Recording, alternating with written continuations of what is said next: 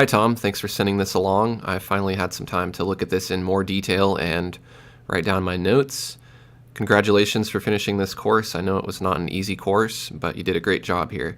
So I have some things that I like and some things that I feel could use some improvement. But anyways, let's go ahead and start with the things that I really like about this.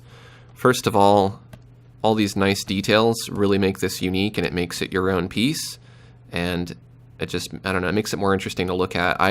Because my course was so long already, I couldn't add in all these details, so it always makes me happy to see stuff like this. Actually, no, I didn't notice the chipmunk there before, or squirrel, but now I saw it. So I know you mentioned there were a lot of things hiding here. I thought I found most of them, but I guess the chipmunk went right past me. But anyways, I digress. So those are the things I really like about this piece.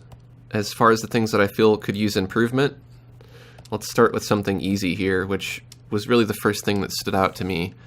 This texture is a little tricky. It makes your piece look more like a canvas, and I get that, and you know, I've suggested that people use it in a lot of my videos. The problem is if you just use it as is and you just use one layer of texture and you don't do any masking, the texture is too uniform. A real canvas wouldn't look like that.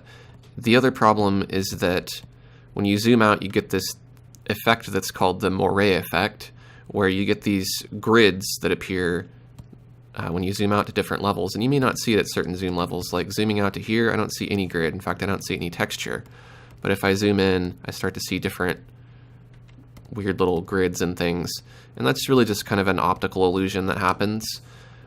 What you want to do in this case is when you add that texture on an overlay layer, you want to make sure to go through and add a mask to that layer using the new layer mask here. Then select black and use something like the sponge to paint in that mask. So you do have a couple layers of texture. The problem is that you didn't mask it, or maybe you didn't mask it enough. So I've added a mask to that texture layer. I'm going to select black. I'm going to select the sponge.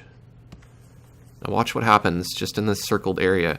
When I start to paint with the sponge here, and generally you want to use kind of a bigger sponge, because you'll have a bigger, broader texture. You can also use the chalk brush, and you could play with the dab stencils and things like that. For paper, it doesn't really matter a whole lot, but you paint around in here too. Again, I'm still using black, and I'm painting in that mask. Now it's kind of a subtle difference, and you'd have to look really closely to see it, but what it's done is it's in some areas made the texture less noticeable and more faint. And I may not have even masked enough there. I'm going to select the sponge again. It may take increasing the opacity of the sponge too, or you may have to press harder. Let's increase the opacity. Let's see if that helps. There we go. Now it's really eroding that texture. And this is how it would be if you were working with a real canvas. You know, it wouldn't be perfectly uniform. So I don't know if you can see that on your screen, but if we compare the area on the right where I did the masking to the area on the left, you can see the area on the left is all these perfect rows.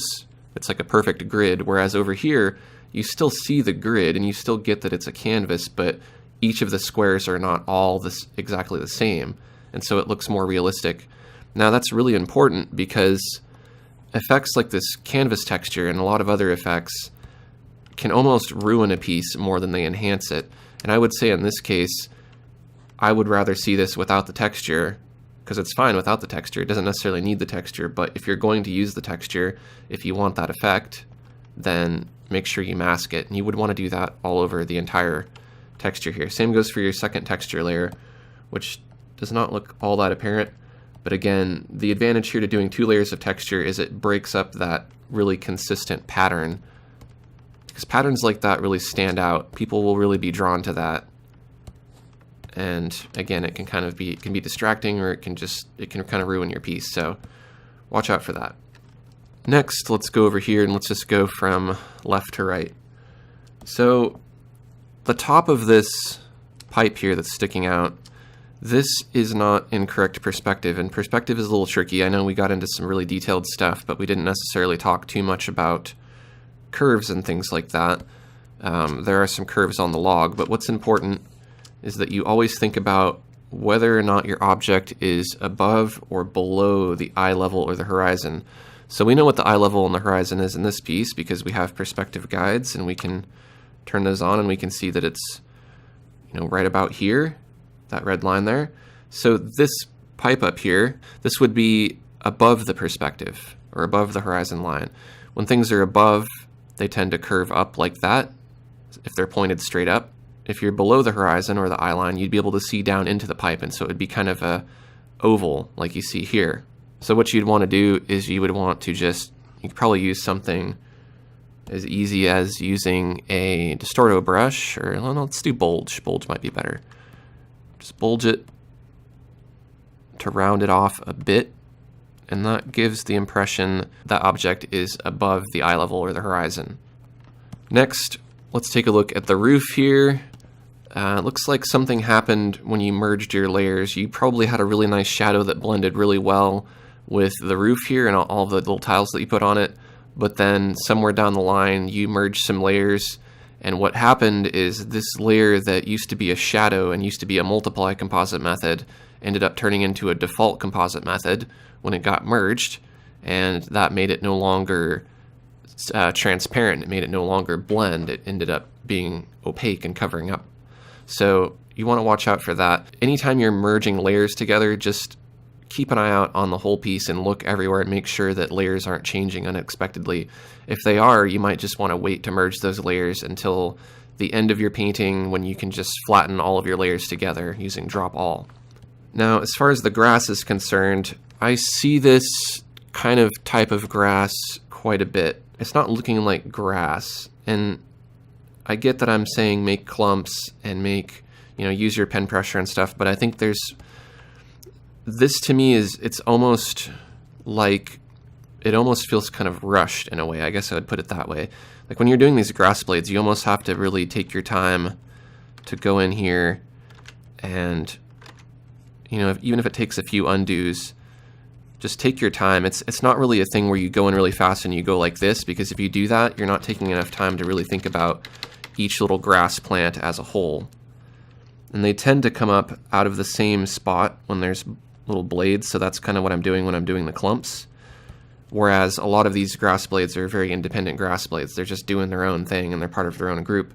But if you made them into clumps and had a few clumps next to each other, then all of a sudden it's looking a little more realistic.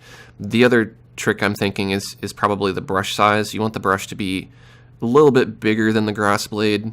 You wouldn't want to press down completely firmly like this, because you just get a stick. You want to start out pressing down strong and then taper it off with light pressure. But you don't want it to be too thick, so you don't want to use full pressure when you're doing this.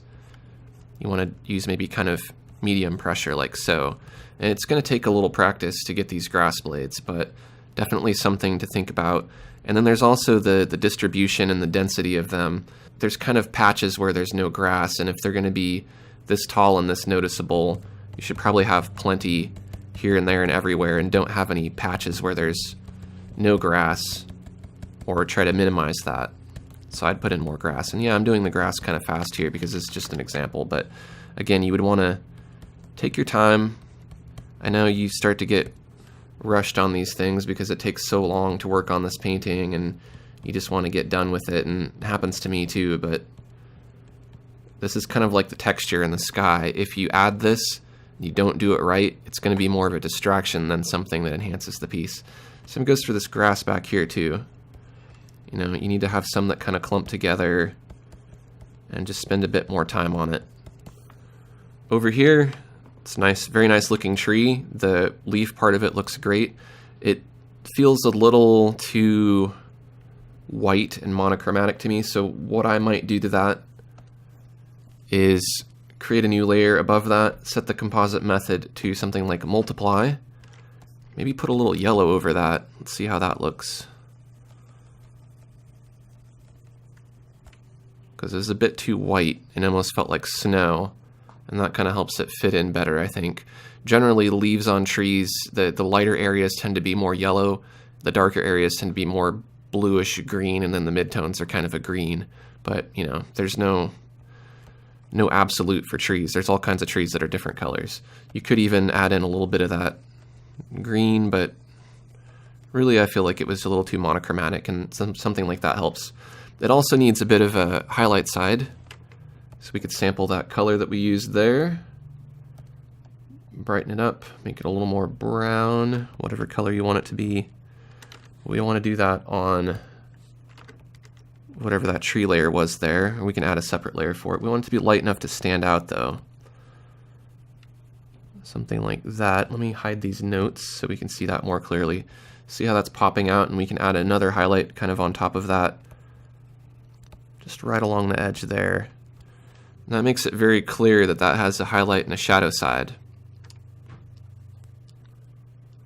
Let's put our notes back on here. This buck here, it's a nice little detail hiding in the background. However, that would, if this were to scale, this buck would probably be about the size of this tree, more or less. And it would be a very big buck. And having things to scale is a little bit tricky. That's something that in this kind of piece where you have all these different levels of elevation and different distances and things like that, it's a very hard thing to use any sort of like guide to help you with. You have these perspective guides that you created for your cabin here. And so if I were to pop these little guides on here, you can see that if I follow that guide from the top of the roof, staying in perspective, and from the bottom of the cabin, and I just follow it straight across, when I get over here near the tree, this is giving me an indication of how tall the cabin would be. If the cabin were over here next to the tree, the cabin would be this tall. Let me turn on my perspective drawing mode there so I can get a straight line. The cabin would be that tall. The cabin would be that tall here, which is the same. Well, there's multiple planes here, but it's one of the same planes that the buck is on. But then the buck is also going further back. There's a plane going back this way too. So there's a whole separate perspective point that you could kind of think about, you know, like so.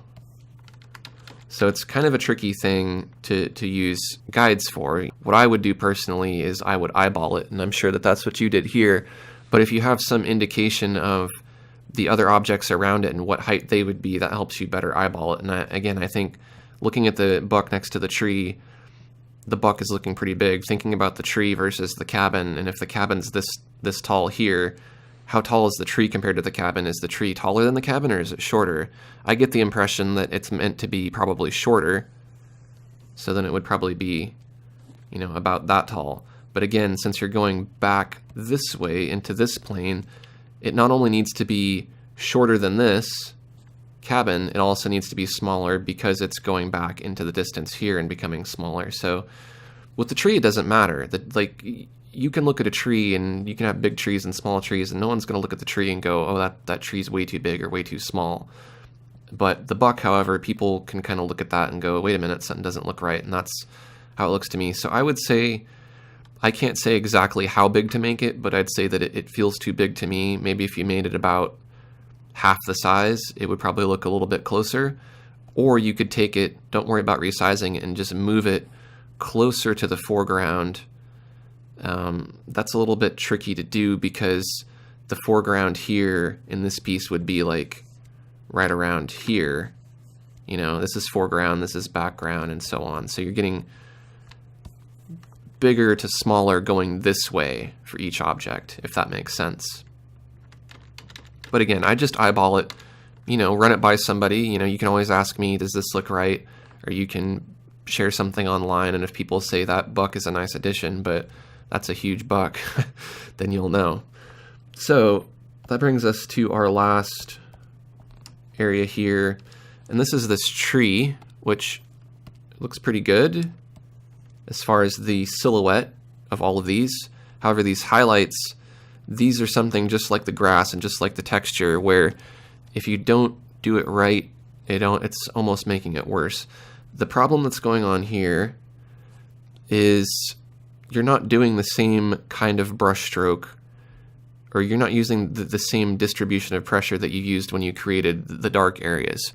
You started out with light pressure and you increased your pressure as you went down, and you got this nice effect. However, the problem is with the highlights, it almost just looks like you went like this, and there's no variation in the strokes. What should have happened here is you should have used light pressure and then increase your pressure.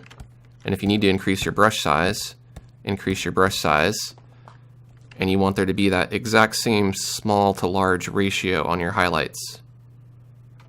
So those are some things to think about when you're working on your next paintings. Hopefully this critique was helpful.